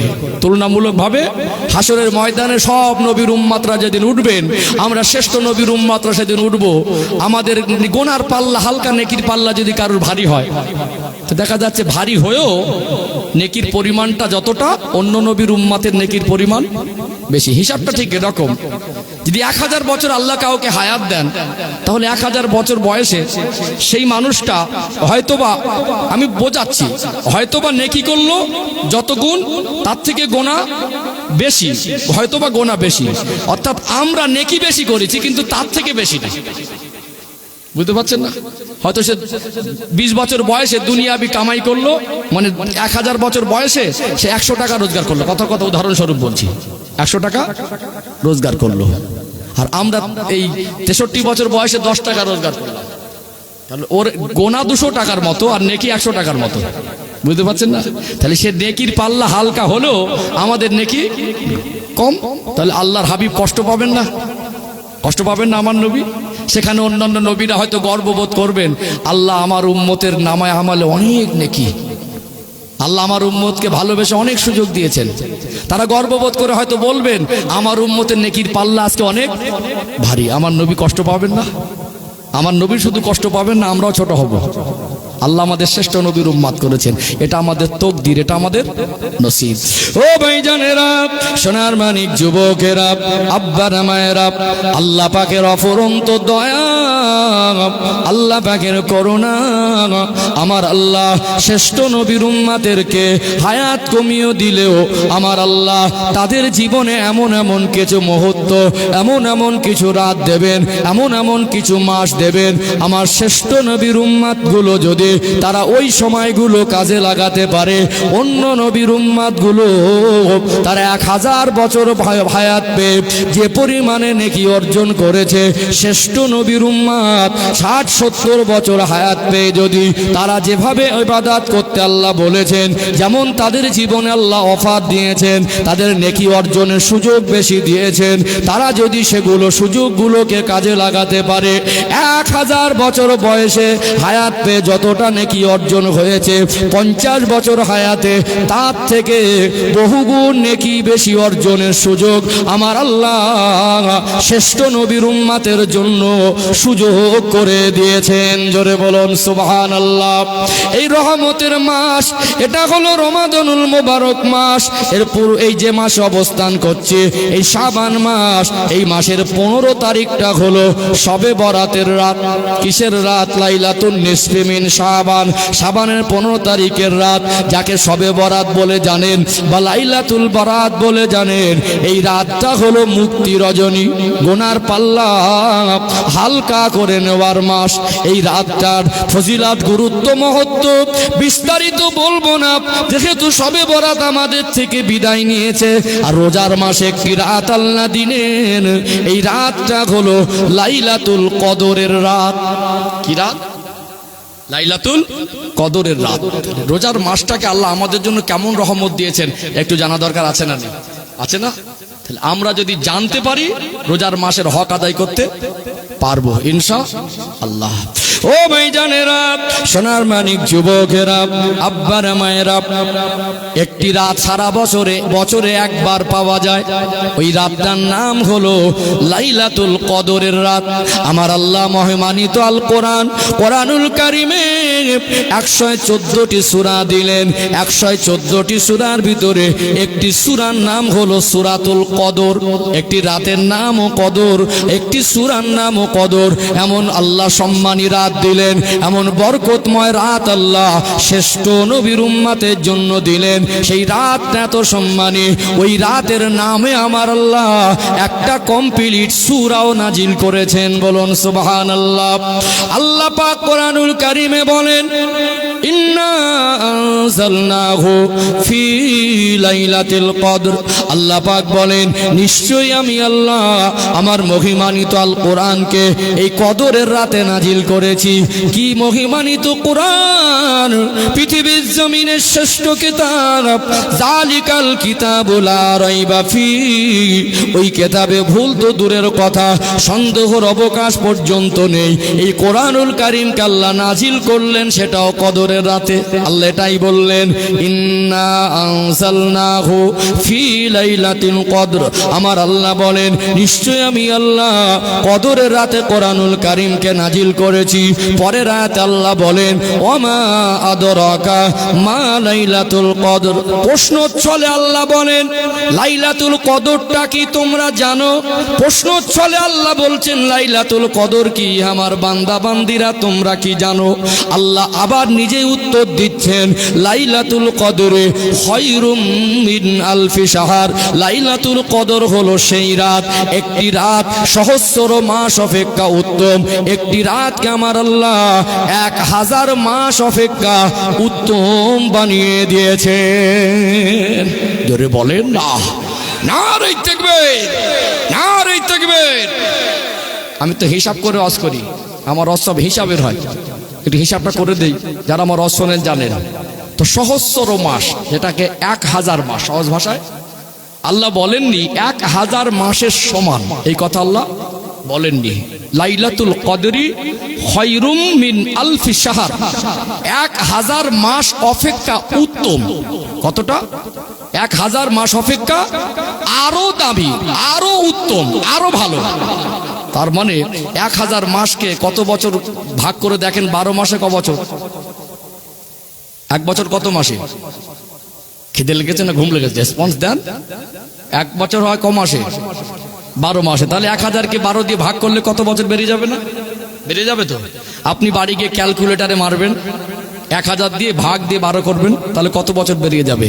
একটি রাত 83 বছরের থেকেও বেশি সময় ইবাদত করার সমান সওয়াব পাওয়া যায়। যেটা বলুন, 1000কে 12 দিয়ে ভাগ করবেন, 83 বছর প্লাস হবে। কত বছর প্লাস? 83 বছর। ভাবুন এবারে, আল্লাহ আমাদেরকে যদি 60 বছর হায়াত দেন, আমরা 24 ঘন্টা তো এক ধারে ইবাদত করতে পারি না। পারি কি? যদিও ইসলামকে ইসলামের মতো করে মেনে চললে আমাদের প্রত্যেকটা কাজ ইবাদতের অন্তর্ভুক্ত হয়, আমাদের প্রত্যেকটা কাজ। তারপরেও একটা আমল করা জাগ্রত অবস্থায়, তার ভিতরে একটা স্পেশাল ফজিলত আছে না নেই? আছেন স্পেশাল ফজিলত আছে। আমরা কি এক ধারে কোনো আমল একটা নয় অনেক লং টাইম করতে পারি? পারি না। একটা সময় গিয়ে ক্লান্তি হয়, একটা সময় গিয়ে জরুরত হয়, একটা সময় গিয়ে খাবার প্রয়োজন, ঘুমের প্রয়োজন, বিভিন্ন ওজর আপত্তি, বিভিন্ন কাজ, অসুস্থতা, সবকিছু মিলিয়ে একটা না একটা কাজ আমরা এক ধারে খুব একটা লং টাইম চালিয়ে যেতে পারি না। কিন্তু মানুষ যদি চায় একটা রাত কষ্ট করে ইবাদতের মধ্যে কাটাতে পারবে। পারবে কি পারবে না? একটা রাত মাত্র। তো একটা রাত আমরা যে আল্লাহ 60 বছর যদি হায়াত দেন, তো আমরা যদি গড় 8 ঘন্টা করে ঘুমাই, তো 3 8 24, প্রত্যেক দিন 24 ঘন্টার মধ্যে 8 ঘন্টা যদি ঘুমে কাটে, তো 20 বছর ঘুমে কেটে যায়। 60 বছর হায়াতের মধ্যে 20 বছর ঘুমে কেটে যায় না? 8 ঘন্টা গড় ঘুমালে 60 বছর হায়াতের মধ্যে 20 বছরও ঘুমের মধ্যে কেটেছে। জীবনটা 20 বছর ঘুমের মধ্যে কেটেছে। কিন্তু আমরা তো একধারে এভাবে করতে পারবো না। কিন্তু এমন একটা রাত আল্লাহ দিলেন, প্রতি বছরে আল্লাহ যদি কাউকে 60 বছর হায়াত দেন, 10 বছর নাবালেগ অবস্থায় বাদ দেন, 50টা বছর, প্রত্যেক বছরে যদি আপনি 83 দিয়ে ভাগ করেন, 50 বছরকে 83 দিয়ে ভাগ করে দেখেন, এই গুণ করে দেখেন কত বছর হয়। কোথায় 1000 বছর একজন উম্মাত হায়াত পেয়েছে, অন্য নবীর উম্মাত। আর আল্লাহ আমাদের 60 বছর 50 বছর যদি হায়াত দেয়, প্রতি বছর যদি কদরের রাতটা আমরা ইবাদত করতে পারি, তার 1000 বছরে যে পরিমাণ নেকি অর্জন করেছে, শুধু কদরের রাতে একটা রাত জাগলে বছরে একটা রাতের ইবাদতের সমান হলো 1000 মাস অপেক্ষা উত্তম। কতটা আল্লাহ বেশি নেকি দেবেন 1000 মাস ইবাদত করার থেকে? তার নিয়ত তার ইবাদতের কোয়ালিটির উপরে নির্ভর করছে। আল্লাহ দিলে কত গুণ বেশি দেবেন সেটা আল্লাহ ভালো জানেন। তাহলে একটা মানুষ 1000 বছর হায়াত পেয়ে যতটা নেকি অর্জন করেছে, 50 বছর হায়াত পেয়ে তার থেকে বহুগুণ নেকি বেশি অর্জন করার সুযোগ আল্লাহ আমাদের দিয়েছে না দেয়নি? দিয়েছে না? এটা শ্রেষ্ঠ নবীর ভালোবাসায়, আমরা শ্রেষ্ঠ নবীর উম্মত হওয়ার খাতিরে এটা আল্লাহ আমাদের জন্য উপহার রহমত স্বরূপ দিয়েছেন। বলুন সুবহানাল্লাহ। তাহলে এর থেকে উত্তম মাস আর উত্তম রাত 12 মাসের মধ্যে আর কিছু হতে পারে না। ও ভাইজানেরা, সোনার মানিক যুবকেরা, আব্বারা মায়েরা, এই লাইলাতুল কদরের রাত, এই রাতটাকে আপনি যদি কোরআন তেলাওয়াত করতে পারেন তো কোরআন তেলাওয়াতের মধ্য থেকে কিছুক্ষণ কোরআন তেলাওয়াত করলেন, কিছুক্ষণ নবীর শানে মহব্বতে দরুদ শরীফ পড়লেন, কিছুক্ষণ আপনি যদি চান দুরাকাত করে নিয়ত করে নফল নামাজ পড়লেন, যদি সম্ভব হয় তো সালাতুত তাসবিহ নামাজও পড়লেন, আপনি তেলাওয়াত করলেন, কিছুক্ষণ আল্লাহ জিকির করলেন, আল্লাহর কাছে হাত তুলে কান্নাকাটি করে রোনা জারি করবেন। তারাবির নামাজ পড়ে বাড়িতে এসে হালকা খাবার খাবেন, অথবা খাবার খাওয়ার পরে আপনি তারাবির নামাজে যাবেন। বাড়িতে এসে আপনি রাতটা যদি কষ্ট করে ইবাদতের মধ্যে কাটাতে পারেন, ফজর পর্যন্ত যদি জেগে জেগে আফজালুল ইবাদাতি ইবাদাতুস সালাহ, যত ইবাদত আছে শ্রেষ্ঠ ইবাদত হলো নামাজ। আফজালুত তিলাওয়াতি তিলাওয়াতুল কোরআন, যত তেলাওয়াত আছে সব থেকে শ্রেষ্ঠ তিলাওয়াত হলো কোরআনুল কারীমের তিলাওয়াত। আফজালুজ জিকরি জিকরি লা ইলাহা ইল্লাল্লাহ, যত জিকির আছে সব থেকে শ্রেষ্ঠ জিকির হলো আল্লাহ পাকের নামের লা ইলাহা ইল্লাল্লাহ জিকির করা। ও ভাইজানেরা, আপনার জীবনে যত গুনাহ করেছেন, যত অন্যায় করেছেন, আল্লাহর কাছে কিছুক্ষণ দোয়া চাইবেন, কিছুক্ষণ জিকির করলেন, কিছুক্ষণ নফল নামাজ পড়লেন, কিছুক্ষণ কোরআন তেলাওয়াত করলেন, কিছুক্ষণ নবীর শানে দরুদ পড়বেন। নামাজকে নির্দিষ্ট কোনো পদ্ধতিতে পড়তে হবে এমন নয়। এই রাতটা জেগে জেগে ইবাদত করা, এটা হলো নফল ইবাদত। আপনার যতটুকু জানা আছে আপনি আপনার মতো করে পড়বেন। এই রাতটা যদি ইবাদত বন্দেগীর মধ্যে কাটাতে পারি, আমার আল্লাহ এই শাবান মাস দিয়েছেন গুনার পাল্লা হালকা করার মাস। শবে বরাত হলো মুক্তি রজনী, আর লাইলাতুল বরাত যেটাই ওটাই শবে বরাত, এটা হলো মুক্তি রজনী। গুনার পাল্লা হালকা করে নেওয়ার মাস, আল্লাহর কাছে ক্ষমা পাওয়ার মাস। আর লাইলাতুল কদর যেটা রমাদানুল মুবারক মাস, এই মাসে আল্লাহ দিয়েছেন এটা নেকির পাল্লা ভারী করে নেওয়ার মাস। যদি আল্লাহ হায়াত দেন, একটা বছর পরে আবার রমাদানুল মুবারক মাস পাবো। আল্লাহ যদি হায়াত না দেন, 1 বছরের মধ্যে কে যাব আর কে থাকবো কারোর বলার ক্ষমতা নেই। এটা জীবনের শেষ রমাদান মনে করে রমাদানুল মুবারক মাসটাকে জীবনে একটু কাজে লাগাবেন। রমাদানুল মুবারক মাসের রহমতের মাস মনে করে একটু অন্যান্য কাজ থেকে কিছুটা নিজেকে আলাদা করে কিছু সময় আল্লাহর রাস্তায় ব্যয় করবেন, কিছু সময় ইবাদতের মধ্যে কাটাবেন। এই মাসটা যদি আমরা জীবনের শেষ রমাদান মাস হিসাবে যদি পাই, হয়তো বা কে পাবো আর কে পাবো জানি না, হক যদি আদায় করতে পারে আমার আল্লাহ এই রমাদানুল মুবারক মাসটাকে 1 মাস রোজার হক আদায় করলে ঈদের দিন দেন। ঈদের দিনটা হলো আমার আল্লাহ তার রোজাদার বান্দা বান্দীদের পাওনা দেওয়ার দিন। আমার আল্লাহ তাদেরকে ক্ষমা করে দেয়। আরো জোরে বলুন ও ভাইজানেরা, সোনার মানিক যুবকেরা, আব্বারা মায়েরা, আল্লাহ নবী একদিন মদিনার মসজিদে নববী শরীফে হুজুর আমার মেম্বারে কদম মোবারক রাখলেন। নবী আমার বললেন আমিন। দ্বিতীয়বার কদম মোবারক রাখলেন, দ্বিতীয় ধাপে নবী আমার দ্বিতীয়বার বললেন আমিন। তৃতীয়বার নবী আমার মেম্বার শরীফে কদম মোবারক রাখলেন, আবার বললেন আমিন। সাহাবা হুজুররা আমার নবীর পূর্ণিমার চাঁদের মতো চমকানো চেহারার দিকে তাকিয়ে দেখতে লাগলেন। আল্লাহ নবীকে বহুবার মেম্বারে কদম মোবারক রাখতে দেখেছি, অন্যান্য দিন তো এমনি করে আমাদের শুনিয়ে শুনিয়ে আমিন বলেন না। আজ কেন নবী আমার 3 বার একটা করে কদম রেখেছেন আর জোরে জোরে আমিন বলেছেন, যেটা সাহাবা হুজুররা শুনতে পেয়েছেন।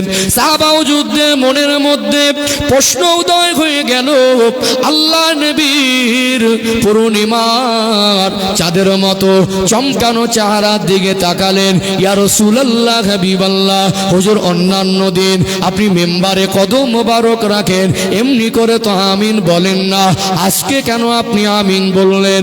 আল্লাহ নবী বলেন, ও আমার সাহাবীরা, আমি রাসূলুল্লাহ আজকে দিনে মেম্বারে কদম মোবারক রাখতে যাব, এমন সময় আল্লাহ পাকের ফেরেশতা হযরত জিবরাইল আমিন আলাইহিস সালাম আমাকে শুনিয়ে শুনিয়ে আমাকে বলে, যে ব্যক্তি পবিত্র রমাদানুল মোবারক মাস পেল আর ওই মাসের হক আদায় করতে পারল না, ওই মাসটাকে আল্লাহকে ওই মাসে ইবাদত করে আল্লাহর রেজামন্দি সন্তুষ্ট হাসিল করতে পারল না, নিজের জন্য জাহান্নাম হারাম করে নিতে পারল না, ওই মানুষটা ধ্বংস হয়ে যাক। আল্লাহ নবী জোরে বললেন আমিন। দ্বিতীয়বার কদম রাখার সময় আল্লাহ পাকের ফেরেশতা হযরত জিবরাইল আমিন বলেন, যে ব্যক্তি বৃদ্ধ বাবা মাকে পেল অথবা দুজনের মধ্যে উভয়ের মধ্যে কোনো একজনকে পেল, তাদের সেবা করে, তাদের খেদমত করে, তাদের সন্তুষ্ট করে, তাদের দোয়া নিয়ে আল্লাহ জান্নাতের হকদার হতে পারল না, ওই ব্যক্তি ধ্বংস হয়ে যাক।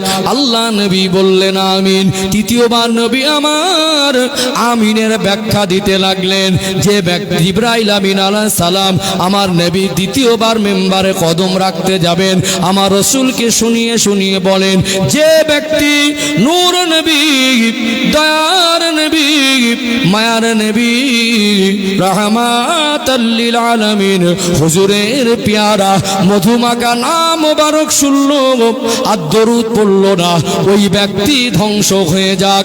আল্লাহ নবী বললেন আমিন। হয়তোবা কথাটা আপনার ইতিপূর্বে শুনেছেন, কিন্তু একটু গভীর মনোযোগ দিয়ে শুনতে হবে, শুধু শুনলে হবে না, এর বাস্তবতা এটাকে বুঝতে হবে, এটাকে গুরুত্ব দিয়ে বুঝে নিতে হবে। আল্লাহর ফেরেশতা জিবরাইল আমিন আলাইহিস সালাম সে যদি দোয়া অথবা বদদোয়া করেন আর আমার নবী যদি বলেন আমিন, দোয়া করছেন আল্লাহর ফেরেশতা জিবরাইল আমিন আলাইহিস সালাম আর আমার নবী যদি আমিন বলেন, এটাকে হালকা ভাবে নিলে হবে না। আমার নবী হলেন মুস্তাজাবুদ দাওয়া।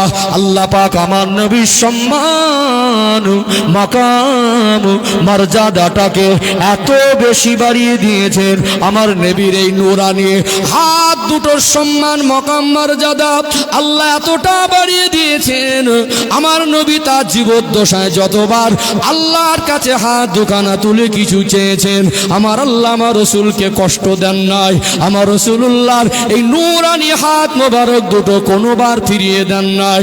আমার নবীকে আমার আল্লাহ যেটা আমার রাসূল চেয়েছেন ওটাই সান্ত্বনা স্বরূপ দিয়েছে। আল্লাহ নবী যতবার আল্লাহর কাছে কিছু চেয়েছেন, আমার নবীর আমিনটা আল্লাহর কাছে বেকার যাবে না। আমার নবী কোনো দোয়াকে আল্লাহ ফেরত দেন নাই।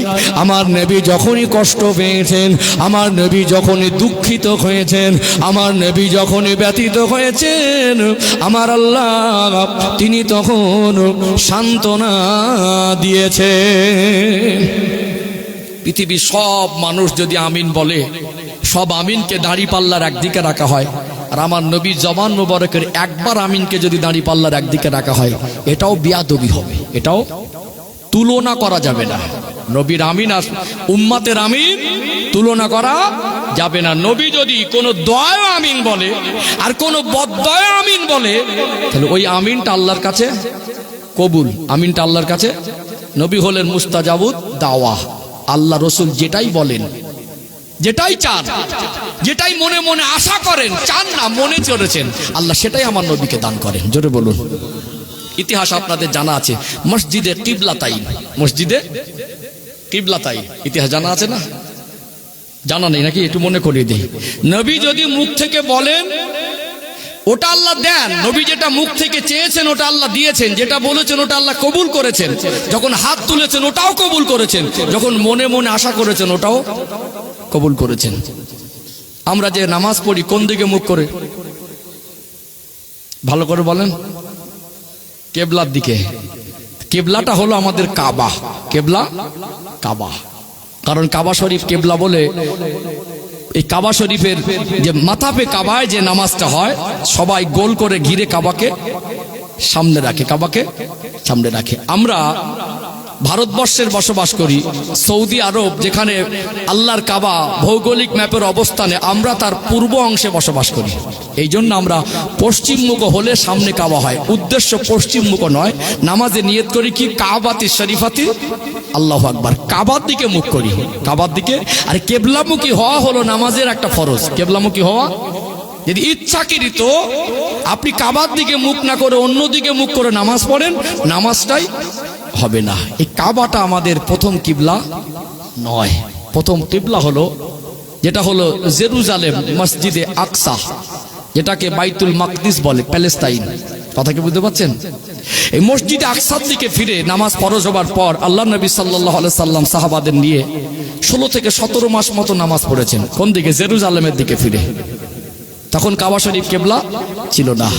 আল্লাহ নবী সাল্লাল্লাহু আলাইহি সাল্লাম নামাজ ফরজ হবার আগেও যে ইবাদত করতেন, ওই মসজিদে আকসাকে কেবলা মনে করে ইবাদত করতেন। মসজিদে আকসাকে কেবলা মেনে ইবাদত করতেন। নবী আমার হিজরত করে মদিনায় গেলেন। নামাজ ফরজ হয়েছে মাক্কি জীবনে, নামাজ ফরজ হয়েছে মাক্কি জীবনে।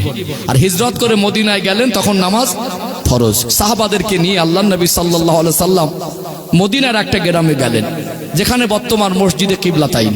ওখানে গিয়ে 4 রাকাত নামাজের নিয়ত করলেন। কত রাকাত? 4 রাকাত নামাজের।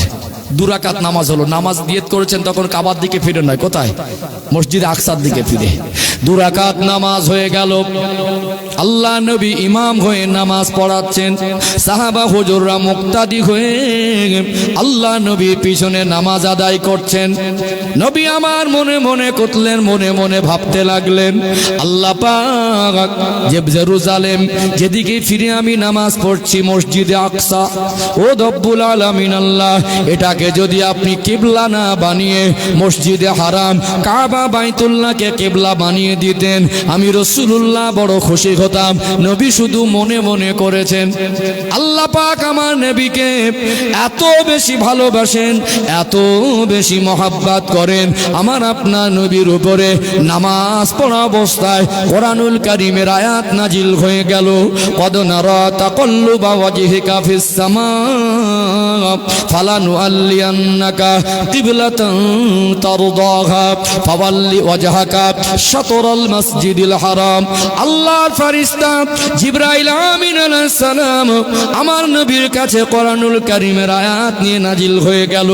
আমার আল্লাহ আয়াত নাজিল করে জানিয়ে দেন, কদ নারা তাকাল্লুবা ওয়াজহিকা ফিস সামা, হে আমার হাবিব, আপনি বারবার আসমানের দিকে তাকাচ্ছেন আর আপনার মনে মনে হচ্ছে ফালানুআল্লিয়ান্নাকা কিবলাতান তারদাহা, যে আল্লাহ যদি কিবলা আপনি কাবাকে বানিয়ে দিতেন, আমার মনটা বড় খুশি হতো।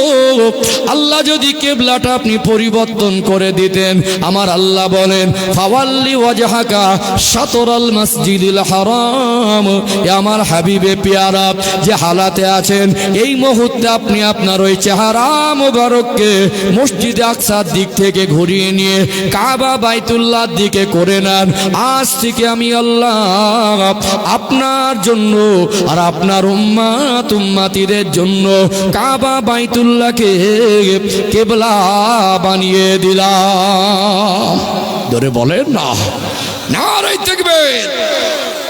নবী মনে মনে করেছেন, নামাজের মধ্যে মনে উঠেছে, আল্লাহ এই কেবলাটা যদি মসজিদে আকসা না হয়ে কাবাটা হতো। নামাজের মধ্যে স্মরণ হয়েছে, আল্লাহ ওই অবস্থায় নামাজের মধ্যে কোরআন নাজিল করে দিলেন, ফাওয়াল্লি ওয়াজহাকা শাতরাল মাসজিদিল হারাম। চেহারাটা এই মুহূর্তে ঘুরিয়ে নেন।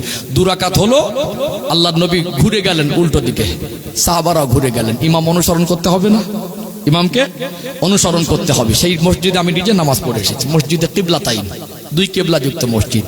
কেবলা পরিবর্তন হয়েছিল নামাজরত অবস্থায়, অর্থাৎ নামাজের পরে সাহাবা হুজুর নবীকে জানতে চাইলেন, ইয়া রাসূলুল্লাহ, এইভাবে আপনি ঘুরে গেছেন, আমরা কিছুই উপায় না পেয়ে আমরা তো আপনাকে অনুসরণ করি, ইমামকে অনুসরণ নামাজ পড়তে হবে। আপনি ঘুরলেন, আমরাও ঘুরে গেলাম, ব্যাপারটা বুঝতে পারলাম না।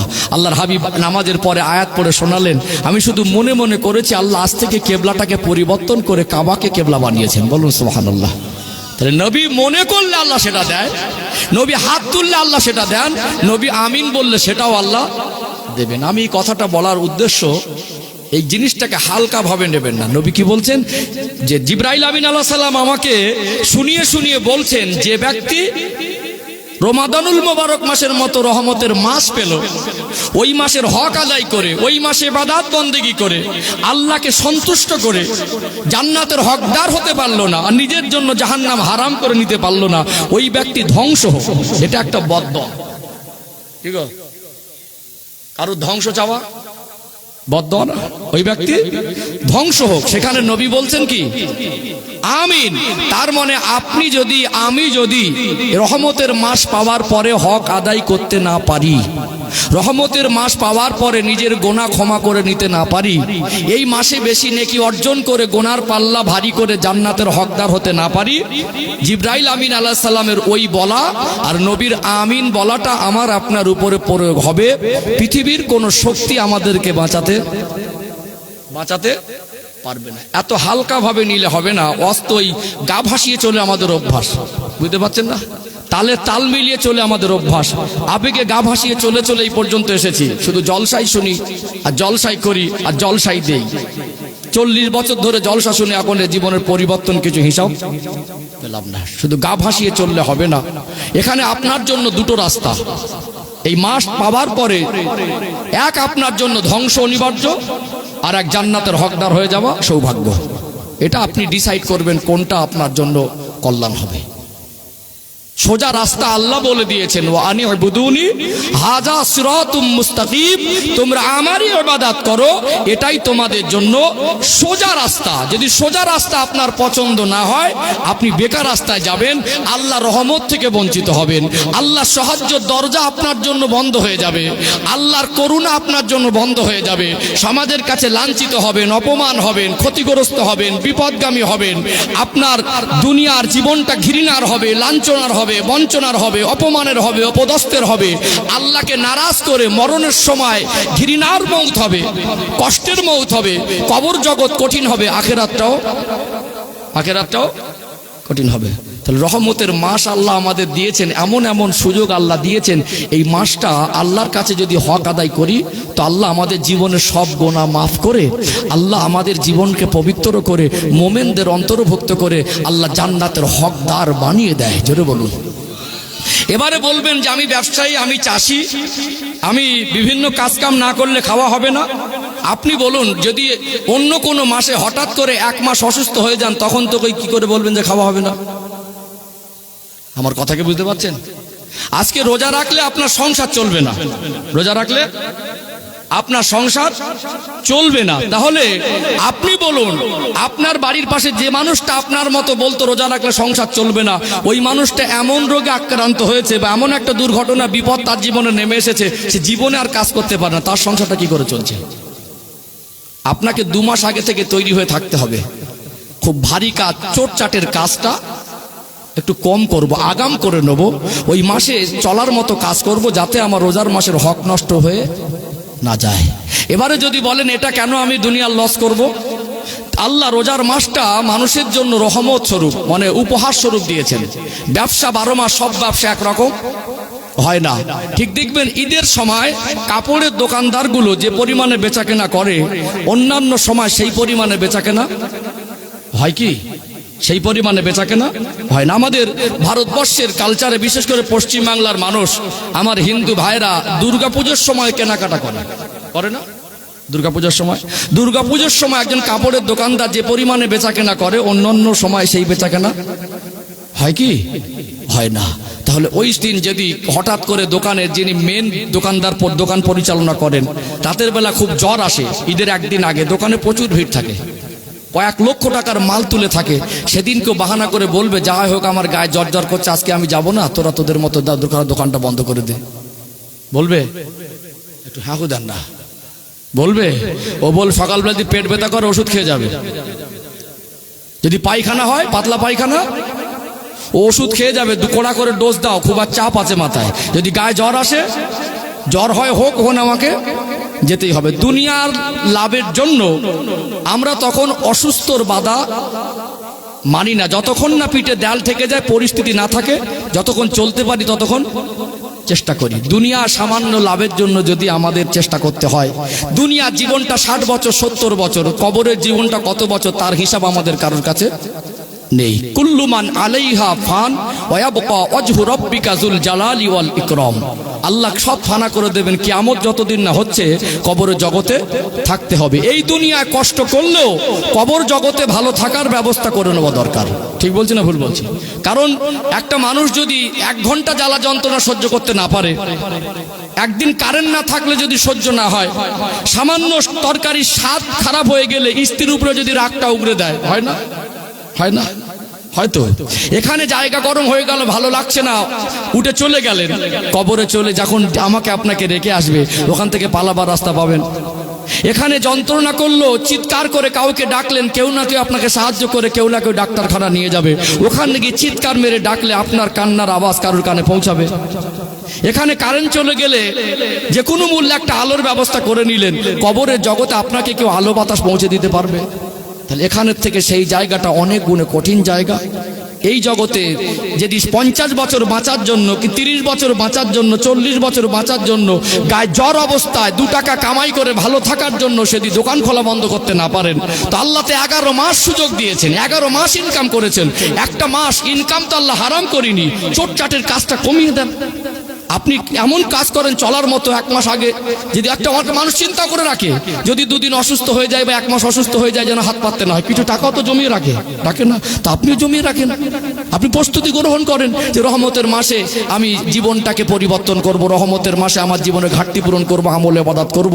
কষ্ট হলেও বাহানাবাজি করব না। যদি বাহানাবাজি করতে যান, আল্লাহ রসুলের আমিনটা আপনার উপরে প্রয়োগ হলে তাবিজখানায় গিয়ে, হুজুর আর বরকত হয় না, হুজুর আর কিছু মাথা তুলে দাঁড়াতে পারছি না, বিপদ কাটছে না, মুসিবত কাটছে না, হুজুর নিজের আর ভালো লাগছে না, জ্বালা যন্ত্রণা সহ্য হচ্ছে না, তাবিজ দেন। ওই তাবিজের পাওয়ার নবীন আমিনকে কেটে দিতে পারবে না। কথা কি বুঝতে পারছেন? ওই ডাক্তারের চিকিৎসা আপনাকে বাঁচাতে। আমার কথা কি কষ্ট পাচ্ছেন নাকি? কথাগুলো কি বুঝতে পাচ্ছেন? এই জন্য আমি বোঝানোর কথা বলছি। আমি যদি মনে করতাম আপনাদের খুশি করব, অনেক অপশন আমার কাছে ছিল, অনেক অপশন আমার কাছে ছিল। আমার কথা যদি কারো ভালো না লাগে, আমার কষ্ট লাগে না, আমি মেপে মেপে কথা দায়িত্ব পালন করছি। এর থেকে ভালো কথা আমার কাছে আর নেই। আলহামদুলিল্লাহ, আপনারা যেভাবে চাতক পাখির মতো বসে বসে শুনছেন, এই ঠান্ডা মেজাজে সব দিন হজ করা যায় না, কিছু কিছু জায়গায় মনে গরম গরম পরিবেশ থাকে। খুব ভালো একটা পরিবেশ মনের মানুষকে পেয়েছে। এরকম মনের মানুষ পেলে না তৃপ্তি ভরে কথা বলে দেওয়া যায় ঠান্ডা মাথা। আজকে হজের ভিতরে আমার প্রেশারও নেই, যেন ঠান্ডা মাথায় 2টো কথা ইতমিনানে বলে যেতে পারছি। আপনারা যদি বুঝতে পারেন, আর আমি বলনেওয়ালা আপনারা শুননেওয়ালা যদি আমল করতে পারি, এর ভিতরে আমাদের সফলতা। আল্লাহ কবুল করেন, বলেন আল্লাহুম্মা আমিন। তাহলে অন্য মাসে 1 টাকা দান করলে এই মাসে 70 টাকা, রোজার মাসে 70 টাকা দান করার সমান। অন্য মাসে 1 রাকাত নামাজ পড়লে 1 রাকাতের সওয়াব, আর রোজার মাসে 1 রাকাত নামাজ পড়লে 70 রাকাত নামাজের সওয়াব। কথা কি বুঝতে পারছেন? অন্য মাসে 1 বার কোরআন শরীফ খতম করলে 1 বার কোরআন শরীফ খতম করার সওয়াব, আর এই মাসে 1 বার কোরআন শরীফ খতম করলে 70 বার কোরআন শরীফ খতম করার সওয়াব। আল্লাহ নেকির পাল্লা ভারী করার সুযোগ দিয়েছে। বান্দা ফিরে আয়, চলে আয়, গোনা করেছিস, আমার কাছে মাফি চা। আমি আল্লাহ এর প্রথম দশকে, মিডিলের দশকে, শেষের দশকে 3টে ভাগ করেছি, রহমত, কি গো, মাগফিরাত আর নাজাত। তাতে আছে লাইলাতুল কদর, লাইলাতুল, তার ভিতরে আছে ইতিকাফ, তার ভিতরে আছে ফজিলত।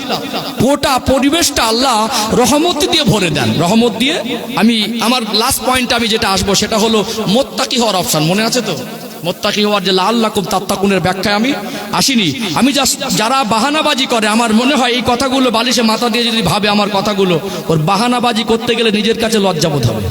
বাহানাবাজি করতে গেলে নিজের কাছে লজ্জাবোধ হবে। এই জন্য বাহানাবাজি করব না, কষ্ট করতে হবে আল্লাহর জন্য। কারণ এখানে দুনিয়া 60 বছর বেঁচে থাকার জন্য কষ্ট করি, কবরের জগতে ভালো থাকার জন্য কষ্ট করতে হবে। কবরের জগৎটাও শেষ নয়, আখেরাতেও ভালো থাকার জন্য আমাদেরকে কি করতে হবে? কষ্ট করতে হবে।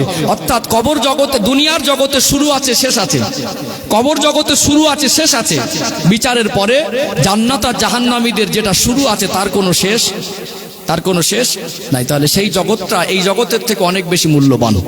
এই জগতে ভালো থাকার থেকে সেই জগতে ভালো থাকাটা অনেক বেশি জরুরি। কথা ঠিক বলছি না ভুল বলছি? তো এখানে এই যে যারা কাজ কাম করেন, আমি তাদেরকে নসিহাত করব, যারা ধনী মানুষ রোজার মাসে কাজ কাম করান, রোজে কাজ করান, মিস্ত্রিদের প্রতি একটু দয়া করবেন। কি করবেন? মিস্ত্রিদের প্রতি একটু দয়া করবেন। কারণ দেখুন রোজার মাস কেমন রহমতের মাস। যে কাজ করাবে সেও রোজাদার, আর যে কাজ করবে সেও রোজাদার। তাহলে ওর ক্ষুধা মনে করিয়ে দেবে ক্ষুধার জ্বালার কষ্টটা কি। আল্লাহকে অর্থ দিয়েছে বলে ও কাজটা নিজে না করে লোকের দিয়ে করাচ্ছে। তাহলে তুমি রোজা রেখে তুমিও ক্ষুধার্ত, তোমার বাড়িতে টাকার জন্য যে বিবি বাচ্চার পরিবারের মুখে হাসি ফোটানোর জন্য হালাল রুজি কামাই করতে এসেছে সেও ক্ষুধার্ত, সেও রোজাদার। তাহলে তোমার বিবেকের কাছে তুমিও নিজে লজ্জিত হবে। তুমি প্রেশার ক্রিয়েট করতে গেলে তোমার কাছে নিজে নির্লজ্জ প্রমাণ হবে। ঠিক বলছি না ভুল বলছি? যারাই কাজ করান, যারা রোজাদার হিসেবে কাজ করে তাদের প্রতি একটু দয়া করবেন, তাদের প্রতি একটু দয়া করবেন। আর আমরা সারাদিন রোজা রেখে 20 রাকাত তারাবির নামাজ রাতে পড়বো ইনশাআল্লাহ।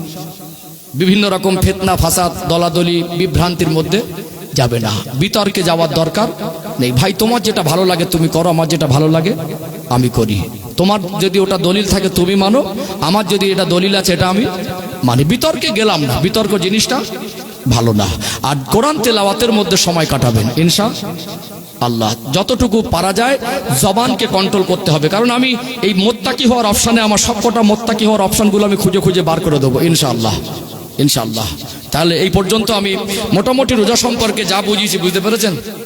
আপনার জন্য একদিকে ক্ষমা, জান্নাত হাসিল করার অপশন, আর একদিকে ধ্বংসর পথ। কোনটা আপনি বেছে নেবেন সে ডিসাইড করতে হবে আপনাকে। আপনি যদি পাগলা হতেন, মানসিক ভারসাম্যহীন হতেন, আপনার উপরে শরিয়াতের আইন কিছু থাকতো না। আল্লাহ আপনাকে স্মৃতি দিয়েছে বলে, আল্লাহ আপনার শরীরে কাজ করার যতটুকু ক্ষমতা দিয়েছে অতটুকুই হুকুম দিয়েছে। যেটা আপনার ক্ষমতা নেই সেই হুকুম আল্লাহ দেয়নি। কোনো রকম ভাবে রোজাকে বোঝা মনে করা যাবে না, কঠিন মনে করা যাবে না, অমানবিক বলার জায়গা নেই। বরং মানুষের কল্যাণ আছে, শারীরিক কল্যাণ আছে, আখিরাতের কল্যাণ আছে। আছে না নেই? আছে।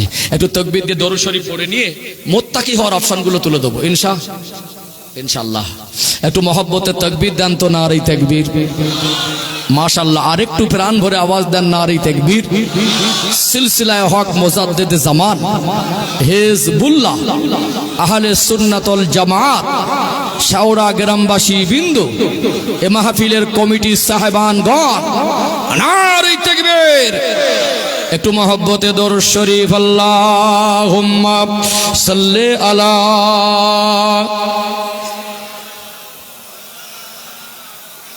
ওয়া আলা আলি সাইয়্যিদিনা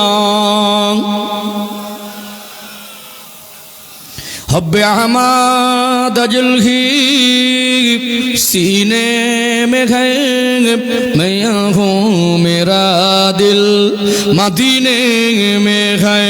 फूल तो फूल काटूं क्या हुस्न है, लुत्फ़े जन्नत से बढ़कर मदीने में है। अल्लाहुम्मा सल्ली अला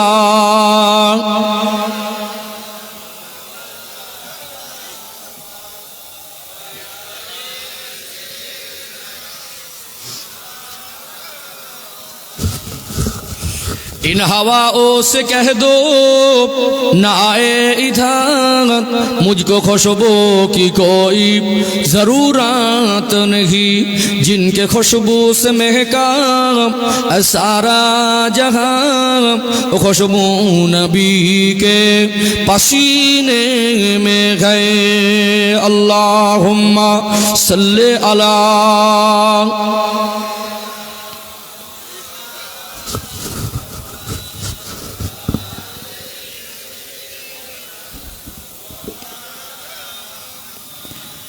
একটু জিকির করেন, লা ইলাহা ইল্লাল্লাহ। আরো মহব্বতে লা ইলাহা ইল্লাল্লাহ, লা ইলাহা ইল্লাল্লাহু মুহাম্মাদুর মুহাম্মাদুর রাসূলুল্লাহ সাল্লাল্লাহু আলাইহি ওয়াসাল্লাম। সবাই পড়েন হাসবি রব্বি জাল্লাল্লাহ।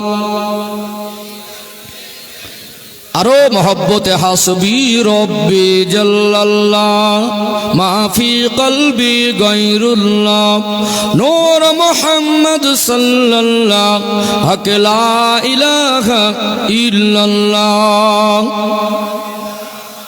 লা ইলাহা ইল্লাল্লাহ লা ইলাহা ইল্লাল্লাহ মুহাম্মাদুর রাসূলুল্লাহ।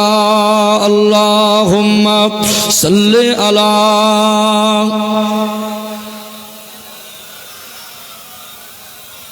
ওয়া আলা আলি সাইয়্যিদিনা।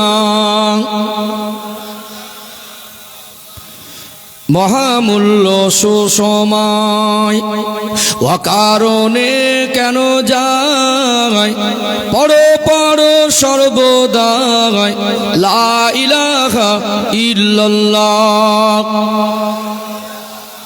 লা ইলাহা ইল্লাল্লাহ লা ইলাহা ইল্লাল্লাহ মুহাম্মাদুর রাসূলুল্লাহ।